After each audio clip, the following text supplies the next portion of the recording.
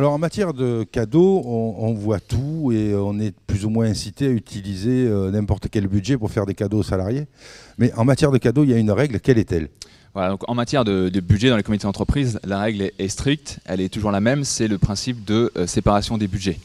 Donc elle signifie très clairement qu'un budget ne peut pas être utilisé pour financer une dépense qui est in fine destinée à l'autre budget. Donc c'est très simple, en matière de cadeaux, le budget de fonctionnement ne peut payer les cadeaux qui sont effectués auprès des salariés. C'est toujours au budget des activités sociales et culturelles qu'il faut imputer les cadeaux. Donc il arrive régulièrement qu'on voit qu'à la fin d'une année, le budget de fonctionnement n'est pas intégralement consommé au sein d'un comité d'entreprise. Et on nous pose régulièrement la question, est-ce qu'on peut rebasculer le reliquat du budget de fonctionnement pour financer des cadeaux ou autres prestations auprès des salariés? Eh bien malheureusement c'est non, et c'est strictement interdit.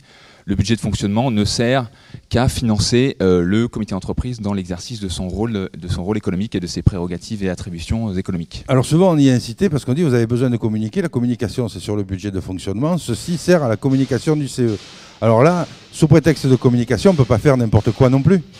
Non, on ne peut pas faire n'importe quoi en matière de communication. Ça doit uniquement faire connaître le CE.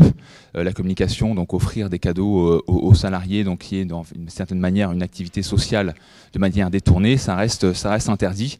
La communication, c'est strictement sur le fonctionnement et pour faire connaître le comité d'entreprise auprès des salariés et notamment ses activités auprès de l'ensemble des salariés. Pour être concret, est-ce qu'on peut dire qu'une montre, c'est un cadeau aux salariés pour la communication, ça ne passe pas sur le budget de fonctionnement, mais que si éventuellement elle ne se met en route qu'aux heures d'ouverture du bureau du CE, ça peut être de la communication? C'est pas vraiment ça. Voilà. Donc une montre qui est offerte aux salariés, c'est un cadeau. Donc c'est donc une activité sociale et culturelle donc qui doit être imputée sur ce budget.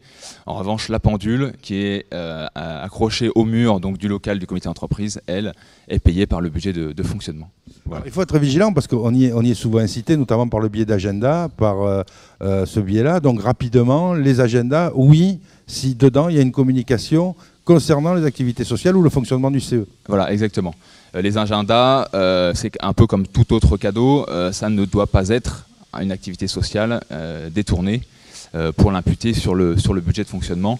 Donc il doit y avoir d'une certaine manière une communication sur les activités qui sont proposées par le comité d'entreprise.